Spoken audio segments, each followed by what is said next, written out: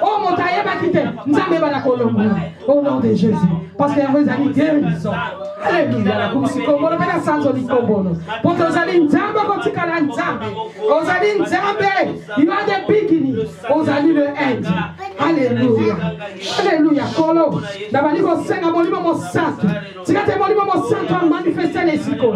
Mon livre mon santo à manifester qui n'attend pas. Si vous avez manifesté les sicos. Il doit avoir un côté de Manakata Mouno Nzamba. Ezali lobe où tu pas dans la tête. Ezali lobe où tu pas dans Kolo. Si vous avez manifesté. On manifester. Si tu as dit le manako qui tu sens Nzamba Nangai. Ezali où tu pas dans Yahweh. Et Kango la nékomo quelque part Seigneur. Au nom de Jésus-Christ de Nazareth. Vie na ngeza na onga miracle na miracle. Ateza miracle mke fona tato la.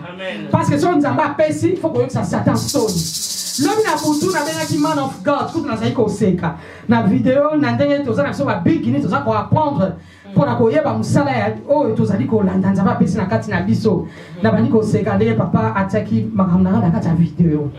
Na bani ko seka papa l'homme na oya na kaka na bus pour na transporter voiture et côté garage mais devant yo là ya. Soko kanisi ke ngai na ko pona za na voiture tena kima ko kene liloba okosi eza na mbula même ça neige na ko kende na ngamuki na tena wi papa bana tongo na fana kina katanda kwawa na bibi kutute na komo lokwa netika mwana classe moko bisusu na kata liloba en tout cas vraiment Nzambe na sengi merci na ndenge na bano za concentrer encore na kata liloba makasi bo amen papa mosali na Nzambe papa sika toli na ndenge na Nzamba kumbama na fana tongo mbongo izakite na maboko nazaki de l'autre côté maman Georgette elle est même témoin dimanche tant au longwa kuti yenda tena pétrole na voiture na loba ki que na ko kende Nzambe yo mo pe ozo contrôle ya kozonga na ngai kaka yo ndo ko diriger ngai to kila maman Georgette maman Nicole tia pétrole ke na voiture nazaki même pas na one penny tellement na dépenser ma combien banda koyo na sai maman Georgette makamutumba bref come just for half an hour for coffee. Ngabi naza kuta transporter de nazali naza na kutu na bed nazo préparer ba prière na ngabi you every day you love God every day ngabi ngana poto solo la boy ezali souffle de vie tu pas Nzambe ba msu bazui journée à l'éloté my life is always the God parce que là on msu ezalité abi na bon problème non ni na voiture wana na tika nga by fef na garage. Et puis, ça qui est qu'on paye la moto, et ça qui est liquide. Alors, on a dit qu'on a un garage, dimanche, on a loin de l'église, qu'on a voiture, et on a un koufa. On a dit qu'on a un garage. Si on a un garage, on a une colonie. On a récupéré au jeudi, donc hier. Si on a le bon ça en tout cas on a évité. Il faut ça bien bata ara ici. Ba ye ba checker ba bien que eza water pop filter que na kofuta na yango. Si comme ba moko bien ba toujours benga ba tu remorque ba ko remorque ba tika on a garage yango. Na bien za na réfléchir na ko benga no lisusu. Na bien mais voiture on a vu qu'on move en bouquet. Na bien oui on move mais faut continuer au taba mai. Si au garage, moi, juste c'est qu'à pembe nangai. Et si vous me bien na kota na garage, attends na kota na garage wana, mon kolo garage wana, na iti na ngala vendre ka pembe d'ailleurs pour qu'on a que le garage à musika, en tout cas mon livre nangai bien na kota na noa. Si comme la bombi prix oyo, bah tu as ici papier ça il y a 220 livres 29. Na combien de gars comme maladie oyo izalaki. Abina OK. Sit down, let me check first. Where they sell the parts for the car. Sikoyo, I check it. I be like, okay, could you give me just 180? That's what I do. God, praise the Lord. Parce que tout ça, c'est 120 livres. Okay, you supposed to pay 100, you don't need to pay 180. Montana kiti sine lisusu, na 162. Oh my God, God, only got a miracle in Zambie. Yahona na biba tika glorifier parce que dans Nzambazo sala, faut qu'on amen. Et ça pour nous Nzambe, vraiment il fallait qu'on appelle ta solo nango pour tout ça satana na soni. Tellement takakaba na Nzambe na ba moment nyoso na ba angle nyoso, mais Dieu est toujours vivant. Amen. Amen. Hello ezali message ezali sur oh my god ezali de l'eau prayer, la prière de Dieu. Amen. Titre na tika de l'eau prayer en anglais. The Lord's Prayer in English. Ok, ils en ont Matthieu 6, 3. Autant en haut, juste tellement c'est long, bon, autant en haut, il y a 12. Matthieu 6, 3, 6, 12. Those one at 13, those one at 13. Are you there? Amen. Son, you want a Bible? Can I give you a Bible in English? Il y a journal on a vu de l'eau prayer. Définition pour les alliés. Ndenge nzambe alakisa biso ke to prier ye. Ndenge nzambe alakisa biso ke to belela ye. Notre Père qui est au ciel. Conversation il y a entre biso na papa na biso na lola. Amen. Nde yango nzambe asengaki biso. Titre na biso ezali de l'eau prayer. Ndenge nini mwana na ye oki koya liboso na ye pona ko solola na ye nde yango asengaki na biso. Amen. Asengaki biso liloba moko ezali clair et simple. Asengaki biso liloba moko ezali digne oyo koya liboso na ye. Asengaki biso liloba moko ezali parfumé, anointing avant totelema liboso na ye pona kobelela tozaba hypocrite te. Amen.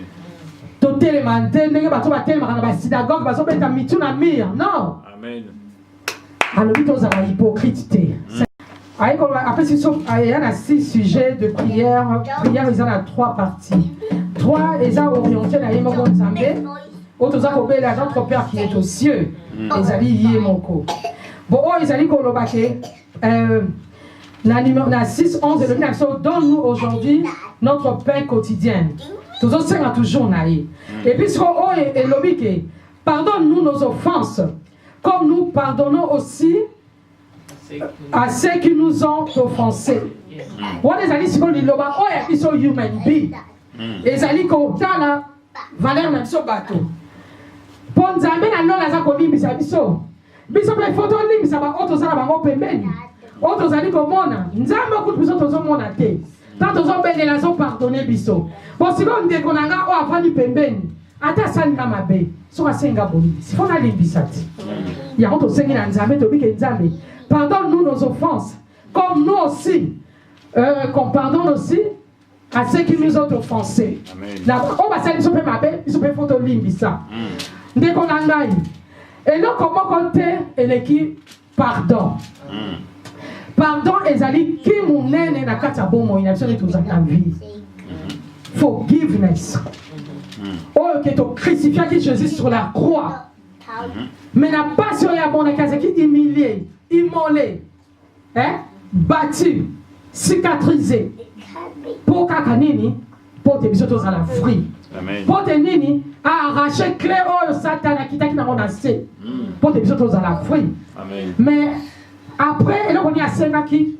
Abinza me limbisa bango, o bango basali, ba ebité. Mais on bisotos sala qui na qui monene. Toza ba boti bisotos ne to vandia. Par rapport à Kolinga qui est mon anaïe, va crucifier Jésus. Mais il va limbisa qui biso. Alors on dit qu'on a salé au mapé. Il faut qu'on limbisa. Tant qu'on sait mon pardon, il faut qu'on amour à il y a bon limbisi.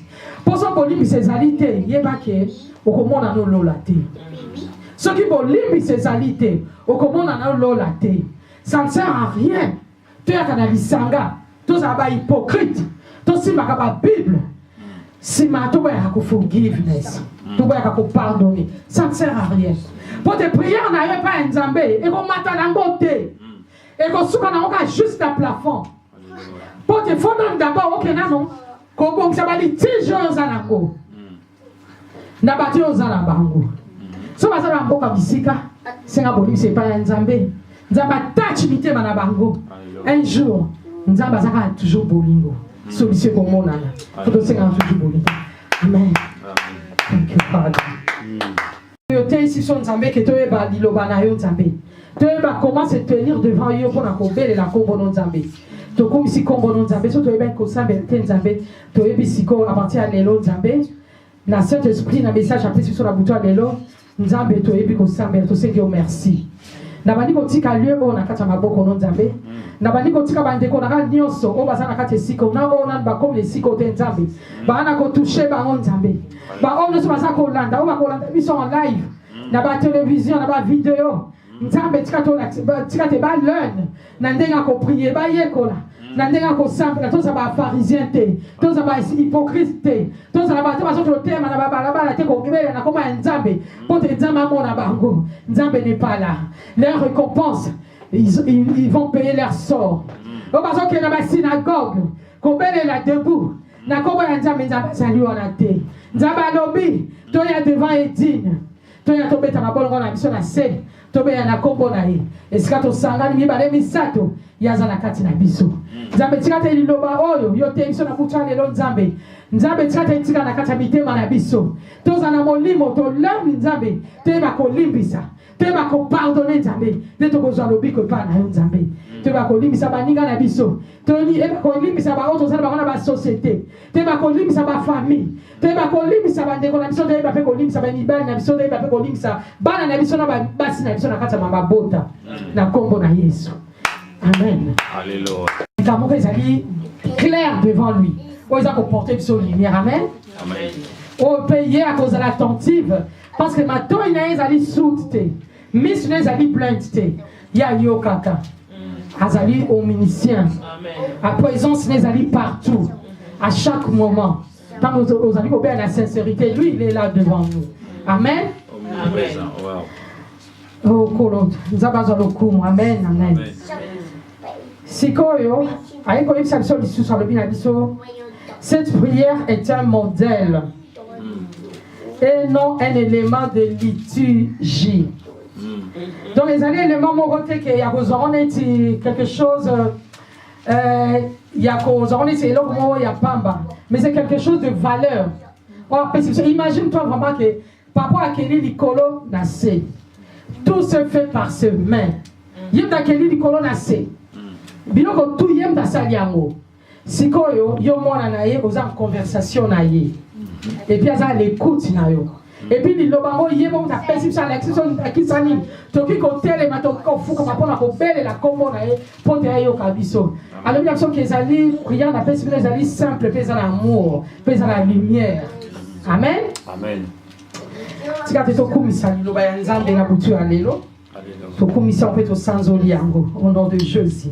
Amen. Amen. Nzambe alobi na biso lisusu awa. Abi na biso priez vos besoins.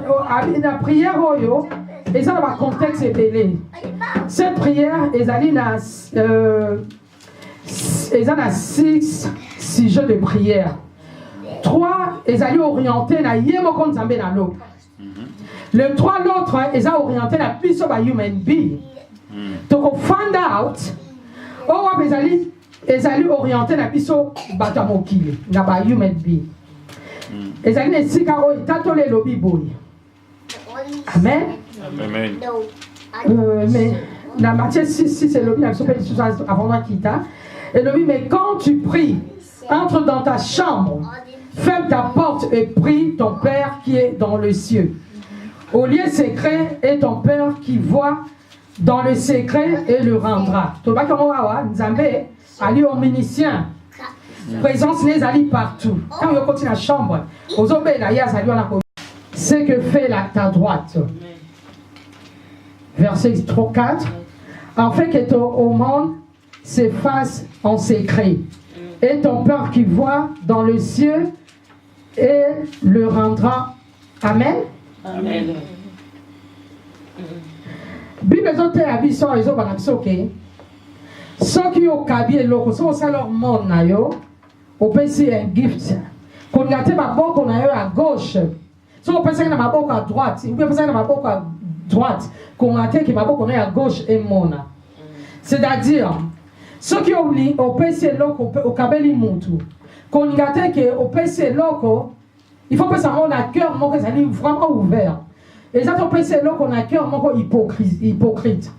Devant Nzambe, oza na récompense te eza na bénédiction te ntango ozopesa eloko forget about just pesa kolinga te ke ntango yo opesi maboko mosusu emona ntango opesi amen tozokita sorry god sikoyo bible eteyi biso aso elobi na biso elobi que et puis ce exemple na Hébreu 4:13 elobi na biso nulle créature n'est cachée devant lui mais tout est nu et découvert aux yeux de celui à qui nous devons rendre compte. Hébreu 4:13.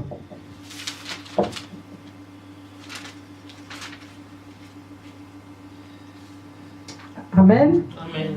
Hébreu 4:13 nous dit, non nulle créature n'est cachée devant lui, mais tout est nu et découvert aux yeux de celui à qui nous devons répondre compte. Qui nous devons répondre compte? C'est Dieu. Amen. Donc Nzambe ayebi kati na biso. Nzambe ayebi ba desire na biso. Nzambe ayebi kati na biso avant même to se naisse na baba pour maman na biso. Donc il y a rien qui est caché devant Dieu. Il y a une Bible ça ote biso pezo lobake.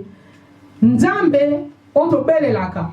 Tobelelaka e amonaka biso même na se ya mabele. Ayebi ba nombre ba fourmi même. Ayebi ba nombre ba souki na biso mo batamokili to yebite. Dieu connaît. Ayebi kati mite manabiso, le Dieu qui sonde le rein et le pensée. Ayebi kati nabiso nyon sonet ozali. Alors si vous salez les cambo, ça ne sert à rien, il y a qu'au bel là. Tant que vous pensez, si vous dites que vous allez béni, ça yango na foi, na motema ya bolingo, na motema ya amour. Comme ça qu'on a récompense et pas un nzambe oyo. Ayebi kati nabiso, amona ka nu nabiso mobimba. Donc eloko ko bomba devant ye, ezate. Ndenge Bible aza kote ya biso na kati siko. Na Matthieu 6, tina verset 17. Donc il dit c'est qu'on a verset 5 et le bien dans Matthieu 6, 5. Et le bien dit que le Dieu, parce qu'il y a un moment où au ministère, donc il y a partout, à mon partout. Tout ça, il y a un bombe devant yé et ça n'a pas. Dans Matthieu 6, 5, le bien dit lorsque vous priez, ne soyez pas comme des hypocrites qui aiment à prier debout dans les synagogues et au coin de rue pour être vus des hommes. Je vous le dis en vérité, ils ont leur récompense. Leur récompense, c'est de quoi? C'est de péché toujours. Parce que, ils ont prié dans l'hypocrisie. Nous avons dit que, tant qu'ils ont prié, ils sont fermés dans la chambre, ou bien là où il y a 2 ou 3 personnes, vous en avez foi, vous avez la sincérité, il est là devant vous. Mais ceux qui vous allez, bato bakende kokanga na ba coin ya rue pour bato ba mona bango sort na bango ezali récompense na bango devant Dieu ezali bakotika ko mona été parce qu'ils sont des hypocrites. Dieu n'aime pas les hypocrites parce que yemoko azali ouvert azali papa oya bolingo azali open person o akitaki mona na croix pour te biso dans lobiko amen. Amen. Alléluia. God is all okumu. Saint-Esprit, take control in this place. Alléluia. Comme si comme on peut élever comme on. Amen. Alléluia. Dis le bambé qui dépend de tes seigneurs. Si tu as nzambe, yo zo contrôle na kati siko. Fungwa la boli mona na nzambe. Pesara spirit. White spirit manifeste-toi au nom de Jésus. Alléluia. Alléluia. Ça ko bomba. Dis livre na paix. Comment nda ku eke. Comment penser qu'il 11 livres, mais il y a 10 livres. Na checker la banque tellement même si la banque la banque na ni mususu na money 2 pounds. Na somme électricité la tena ndao. Camarade ndes ma ko benga ngai na expliquer pe na lunda lunda ko te ba mambong.